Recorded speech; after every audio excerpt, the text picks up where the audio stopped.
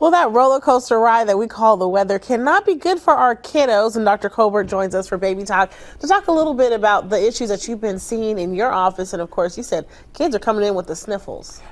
Just amazing the number of children we're seeing with respiratory symptoms. Yes. I won't say infections because sometimes it's allergy mediated, but we're seeing a lot of kids with viruses secondary to having to stay inside, being clustered together. Yeah. So they're passing viruses along, and we're seeing a tremendous number of respiratory infections in the very young, as well as the toddler and adolescent age groups.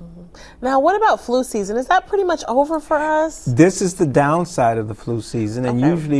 usually by April we'll have seen most of what we're going to see with the flu. So this will be the last month generally that we are concerned about flu. And for those parents with the kiddos with the little viruses going on and with the weather and having to stay inside, what is your suggestions to them? Well, it's very difficult for the young now because there are no medications we have for infants other than just nasal suctioning and using the vaporizer at nighttime and just keeping their temperature from fluctuating a lot. Don't take them in and out a lot.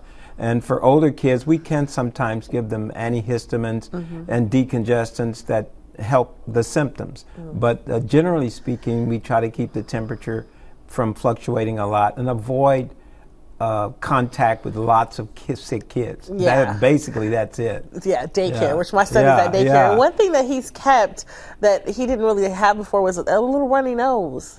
Is that normal? You know, we see so much of that, and I think it's because of, as I said, because they're in daycares, there's a lot of contact, a lot of respiratory viruses. There are different respiratory viruses. They get over one virus because their immune system is still a little bit weakened. They catch another virus, and it seems like it's just a continuing saga.